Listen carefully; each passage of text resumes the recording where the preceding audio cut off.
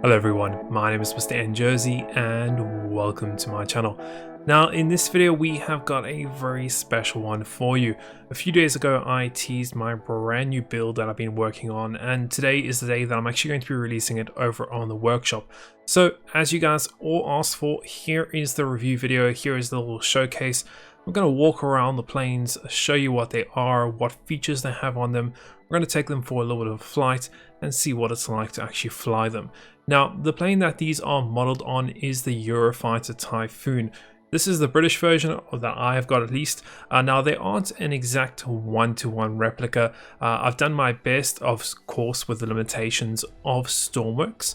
But I think they've come out really cool. As I said, not one-to-one, especially the cockpit, but it's my design and I think it works and also looks really cool.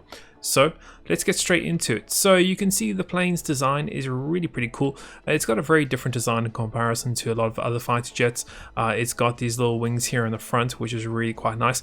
What I've gone and used is I've just used some control fins that I've kind of XML edited and stretched, and they actually are on pivots, so they do move up and down, which is pretty cool.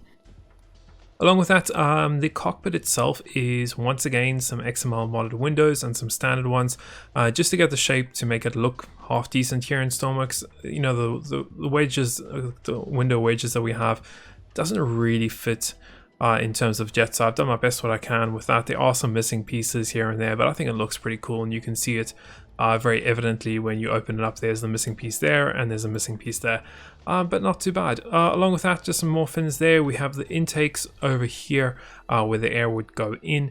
Landing gear, pretty straightforward. There's a little service hatch on the side here, so you can see there is fuel and electricity, and we can also see how much it has. In the main tank of this jet, it's about 4,000 liters, and then if I'm correct, each one of these drop tanks have about 1,000 liters in them, if I'm correct. So pretty cool. So you can obviously disengage these, drop them off if you don't want them, but if you're going for a little bit longer haul of flights, I definitely recommend you use these.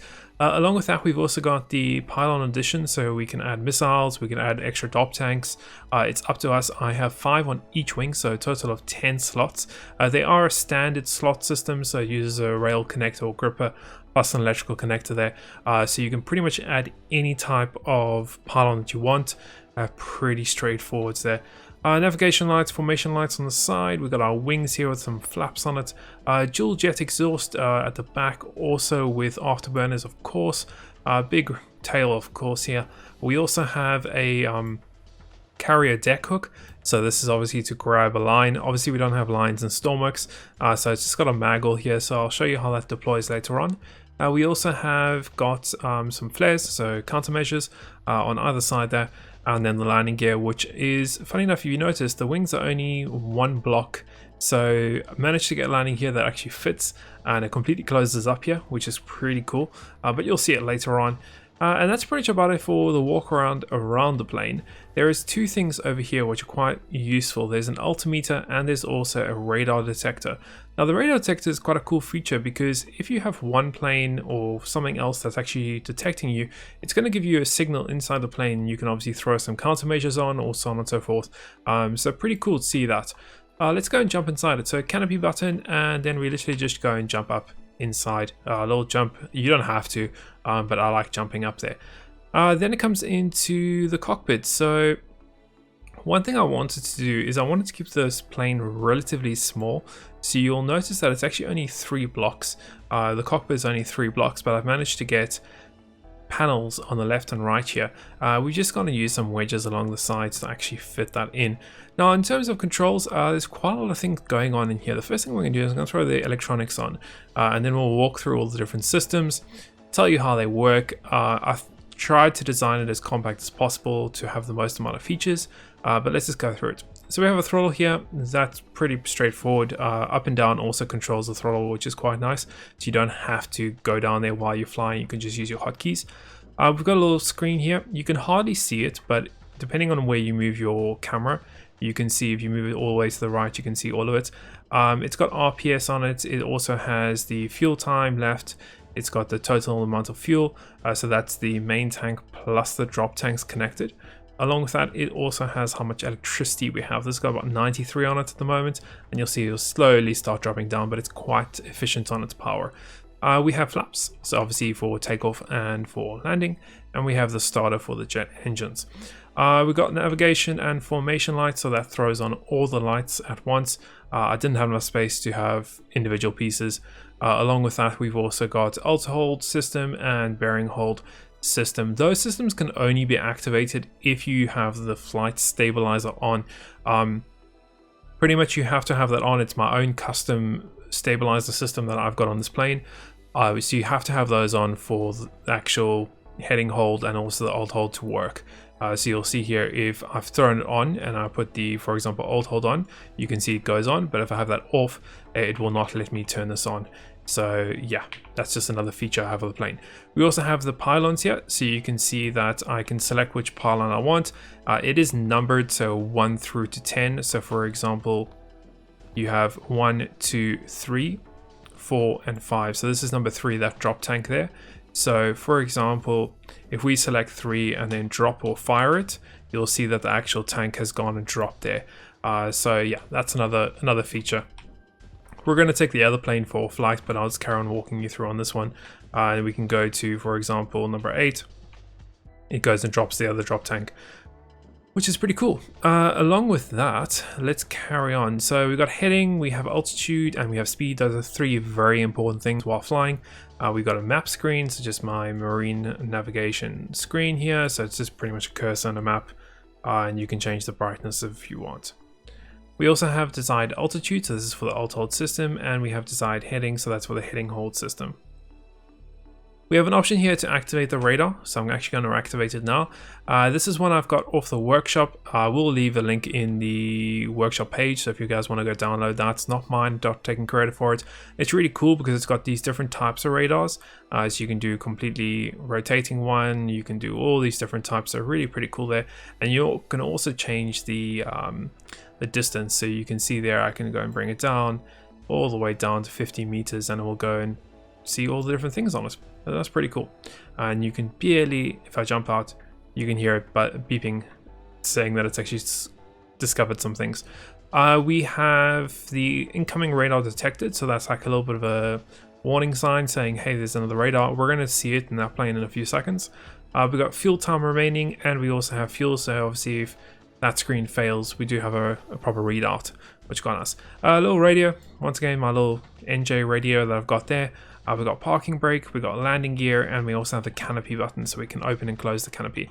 Now that cool feature is once the canopy is closed, you'll see that we have a little heads-up display here, which is really nice. So this is a artificial horizon system. Once again, this is not mine. It's the configurable one that I downloaded from the workshop. I will leave the link for it on my workshop page. So if you want to go check it out, I recommend it definitely. I've customized it a little bit, and another cool feature is that if you actually click on it, you press E, it goes into IR mode. So this is great for night flying, to just simply turn this on and turn it off. What it does is actually connects to a camera here at the front, which gives you the same image as what you're seeing with it off. So that's a really cool feature. I'm going to turn the radar off for now. Nothing else in there at the moment. There's countermeasure, toe brakes, alt hold. There's an ejection seat, so that's something I'm really interested to show you. And as I said earlier, we also have the carrier landing hook, so you can see there it just goes, literally drops down and then connects it there, so this plane will not move, which is pretty cool. So I'm going to go and open up the canopy. I'm also going to throw the radar on, and then we're going to go and jump into this plane. And I'm going to show you the warning that you get when this plane detects radar. So once again, we're going to throw electronics on, and you can see, there we go, it's gone and detected that the radar there is hitting it, which is a pretty cool feature. I'm going to turn it off now so we get all that noise away. So I'm just going to jump up into the plane, and let's get the radar off. I'm going to turn the electronics off on this plane. Cool. Another cool feature is that once the landing gear is out, the spotlights will automatically turn on. Okay, so if you have the plane on, these spotlights will turn on. That's obviously for landing and for takeoff, which is quite nice. Let's go and jump up on it. Cool, so we're going to get this one started. I am going to get the canopy closed. I am going to leave the throttle as is. I'm going to get flaps for takeoff. I'm going to get our jet turbines on. I'm going to get the flight stabilizer system on. Radar I'm going to leave off for now. drop tanks, I'm going to leave these ones on. Let's set a desired altitude of, let's say, 1000. And we'll do a heading of, let's say, 5 when we leave out of here, which will be quite cool. We'll get navigation formation lights on. Why not? Everything else is pretty much ready and set. We can check the rudders and things and fins, so you can see the front. Those are completely working, which is really quite nice. Let's check our roll. Roll is working, very sensitive on this plane. We'll check our rear one. Great, so that's for yaw. That's working 100%. Cool, let's get our parking brake off. Let's go and increase our throttle a bit here, and let's go and taxi out onto the runway. So it does have no steering or ground steering, so it's very easy to control here. You can see I'm literally just pressing left and right, keeping the throttle nice and steady. Landing gear is not going to break on us either. It is reinforced with magnets and things, so the landing gear is not going to break. We're just going to go and, as I said, taxi out. We can increase the throttle ever so slightly. And we also have toe brakes if we need to go and slow down instead of going and reaching down, getting the parking brake on and off and so on. So it's pretty cool. So let's go and head out here. We're going to get lined up on the runway. Oh, nice and easy. Get straightened off here. We're going to start slowing it down. There we go. The throttle's down. We are now almost lined up perfectly. Toe brakes on. We are then going to increase our throttle all the way up. Toe brakes off. Release. I'm not touching the controls now. And the plane's taking off. Okay, so nice and steady there. Obviously using the flaps. We're going to go and throw the flaps off now. Okay, so it's going to go and start leveling out. We're also going to get the landing gear up. So we're going to come and throw landing gear up now. You can see it's gone and folded away. That's all gone and folded. Really quite nice and easily. And just like that, we're done. We're up in the air. We can obviously slow it down, just get the throttle a little bit less. Okay, we don't have to be running it at full speed. But you can see even at 30 there, which is not maximum, we're doing about 445. We can obviously throw it up to full, and it goes roughly between 530 and 540, obviously depending on how much we have. Sometimes you do get this shake here. I don't know what the story is with that, but sometimes it does happen where you get these little shakes. But it goes away after a while. Along with that, let's go and throw on our alt hold. So you can see I've just gone and thrown this 1,000 meters. It's now going to go and climb it to. Okay, nice and smooth. You can see how nice and gently it's just going to go and hit that 1,000 meter mark. Okay, see it's around 900 now, starting to level out. Really quite nice there. We can also throw our heading hold on. So hit 4.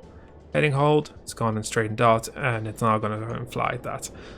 So that's in terms of all those systems. We can obviously go and turn all that off by just getting the stabilizer off, and then it becomes super nimble. So for example, we can just go shoop like that, and you can see how much it just pulls.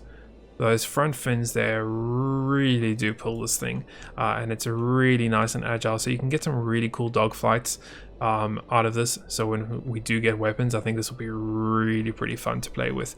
But yeah, very nice and nimble there. I definitely recommend, if you are just flying normally, to keep the stabilizer system on. Obviously just don't expect to do any like huge evasive maneuvers with it, because obviously the stabilizer system is trying to stabilize you. It stabilizes your pitch and also stabilizes the roll of the plane. So just be aware of that if you are playing around with the plane. Cool, what else do we have? So we have the radar, which of course we can throw on if we want to. We have the countermeasures. So you'll see there, if I press 1, which is to deploy the first set of countermeasures, you can see it drops 1, 2, 3, 4, and then it goes and lights them up. There we go. So there goes your countermeasures out the back. We have 2 sets, so I can press 1 again, and you can see it's then going and throwing the next set of countermeasures, which is quite nice. So it has 2 sets in it, obviously not the longest. If we wanted to get rid of our drop tanks also, we could do that now. You can see our drop number 3 and drop number 8. So there goes those ones, and we're now nice and skinny. Cool, so that's that. Not much else to show you with that. I think the last thing I wanted to go and show you guys would probably be the ejection seat, but have a look at the fuel. So we just went and dropped out both of our 2 drop tanks, so we've dropped down in our fuel now. Along with that, we've got about 14 minutes left of full flight time, so that's at full speed. However, if we were to drop this down, so let's kick it back to about 20 RPS, so about 65% throttle, you'll see that we're around 400 kilometers per hour. However, we've just increased our fuel time by quite a lot. Obviously, if you're doing that and you still have the drop tanks, this can get between about 40 or 50 minutes, easily get you up to the Arctic. Like we are, where are we now? You can see where we are. We're about 1/3 of the way to the Arctic, so more than enough power to get there. And that's pretty much about it. Let's check out the ejection seat. So if you do ever have an issue, whether it's you're flying around and your engines die, or maybe we get hit or something, it is always nice to have an option to go and throw your ejection sheets on. So for example here, let's go and try it. So literally, I'm not going to press any buttons. We press 5. Goes and opens up, you get thrown out, and you wait a few seconds, and then parachute goes and deploys. So completely clean. The plane, of course, is going to carry on flying by itself, and we're now in our ejection seat, which is quite nice. So that's the plane in a nutshell. I think it's a lot of fun. You know, I've had a lot of fun building it. This is my first jet plane, like proper jet fighter plane. I've never built one of these before in Stormworks. So I had a lot of fun playing with it and coming up with these designs and things and trying to make it as, hopefully, as realistic as possible. I think I've done a pretty good job. Obviously, I'm sure there's much better experts at you know, building jets and things, and they'll probably look at this and go, oh, it's terrible. But hey, you know, I've had fun, and that's the most important thing. Hopefully you guys will enjoy playing around with this. I'm planning a few small updates to this, and maybe a few small touches. I might add some missiles or some bombs or something on it. Of course, when we do eventually get a weapons DLC, I think this plane could be fitted out with all those different things on it.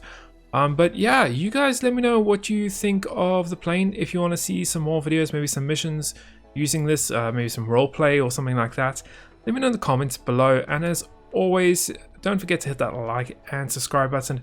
Obviously helps out the video and obviously helps out the YouTube algorithm.